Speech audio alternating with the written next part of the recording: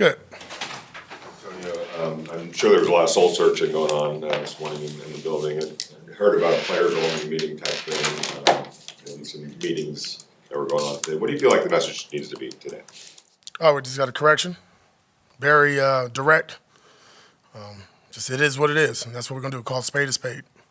Coach, you've had some time to reflect on the game yesterday and first loss in that kind of fashion since you've been coach. What did you learn from that? And looking back, was there anything you felt like, you could have done better or learned from, in this experience? Yeah, I mean, we talked about it. We ID there could be a slip up in a game like this where you have a high of a highs against the Ravens and you come out against a team that everybody's expecting you to beat.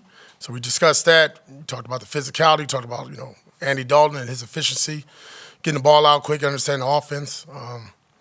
Just kind of looking back, I think all of us, myself, the staff, it's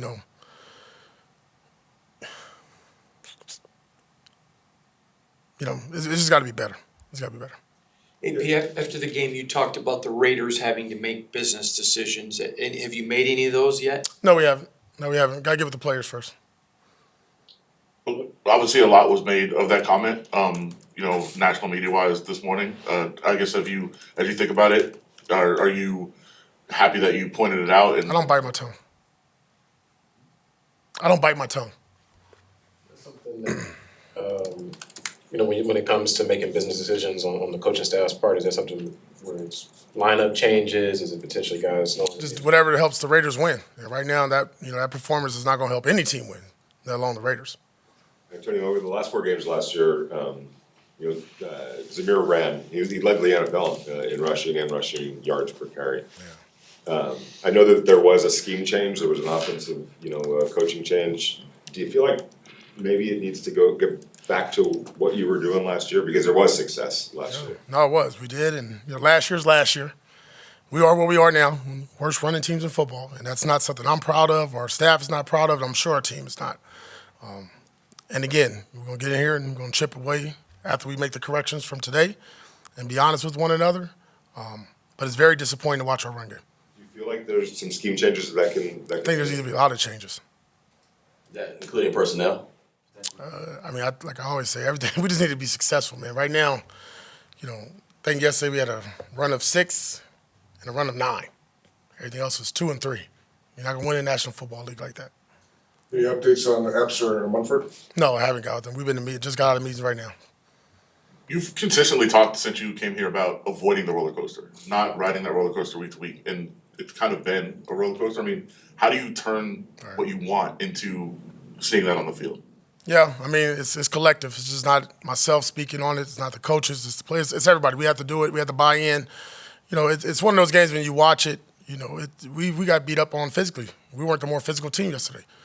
We didn't look like the team that wanted it more yesterday, and that's got to be a message that we rally around and we really, take pride in.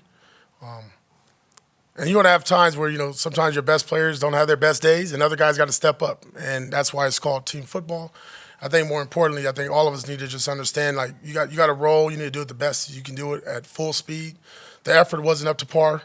It had been in previous games. That showed up. That didn't look good at the end of the game. So those are examples. We're talking about a performance yesterday that obviously nobody was happy with, but there's been some that have been great, like outstanding along the way. I guess if you identified anything, like going into those games, preparation-wise. No, listen, we talked about the opportunity here to be 2-1 at home. The crowd was amazing, like freaking amazing yesterday. Loud, rowdy, felt a little bit old school, but we didn't come to play. You can see that, the very first series defensively. They went right down the field, and then offensively it wasn't pretty. And that just kind of, led up to, now, okay, did we press a little bit? Did we stress? Did we not do a good enough job of, reiterating, our musts, the goals, the objectives, and then just kind of we always talk about resetting, after each series. And I think sometimes we let a play or a series linger, and I saw that at halftime, and we try to adjust that then. But, the roller coaster, it's an emotional game. It's human nature that plays an element of that, and we just got to control those elements. With Jackson playing right guard, alternating a little bit with Dylan. Is that kind of the plan moving forward, or is because we saw him at left guard, previously? Is there where you feel he's better at, I guess. No, we're trying to get him on the field, and that might be a one-time deal. It might be going forward, but just trying to get him on the field, and again, trying to find the best 5 offensive linemen with continuity and chemistry, and obviously protect the quarterback and run the football. AP, I know that you want ball control, you want to eliminate turnovers, but Al Davis talked about Raiders don't take what the defense gives you, they take what they want. Would you, in that scheme of still being protective of the football, does your offense need to attack more? I mean, we took shots yesterday, right? We hit 11 early in the game, backed up, great drive there, 97-yarder. That got us down, and then obviously we scored with that big play with Trey Tucker. Then we had some plays down the field in red zone. And then we took another shot later on. And then, there's other opportunities where, for whatever reason, it wasn't taken, either a breakdown or, a sack or, we missed the read, whatever it could be. We didn't get those other opportunities. But, we felt like, yes, it was a great opportunity for to take shots. We threw 2 of them. We'd like to have more. Tony, how much of a factor is Maxx not being close to 100% with that ankle having on the rest of the defense? Because it seemed like everybody kind of played down a little bit yesterday. Yeah, our effort, our energy, our passion did not show up yesterday. And that just can't always be 98. I mean, we obviously, what 98 is dealing with. You see it. He gave it all he had yesterday, and we got to protect the player. But more importantly, there's 10 other guys on the field. They got to play to a high level. And we did that last week against Baltimore. Those guys did do that. We just got to be consistently doing it. And we didn't play bad because Maxx wasn't like Maxx yesterday, right? Maxx is still at 80% a lot better than any defensive end in the National Football League. So I think just for all of us, it's just doing our job, not getting frustrated with, a play or two here and letting that go. That really showed up yesterday for our group. You talked in the past about saving Maxx from Maxx. Is that a thought in your head about his status this week and playing him or not, or not really? No, I mean, the thought was to play him. If he was able to play him. If he's injured, then we'll protect the player. But Maxx he's different, man. He's a guy that's going to take everything,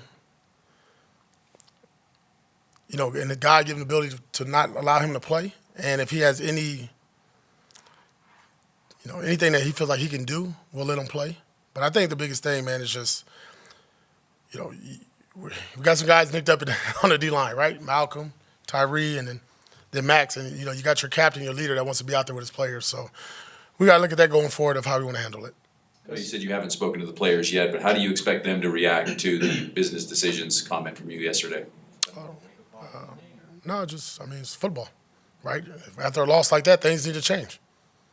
Yesterday, because Thayer Murphy got hurt so early, DJ Glaze pretty much played the whole game. What did you think about his performance overall? I thought he did well. I thought he had a tough matchup there with Clowney. Clowney had some power rush moves on him, but for the most part, coming in there, he had limited reps throughout the week, but it was just kind of what we saw in training camp for the guys that were there.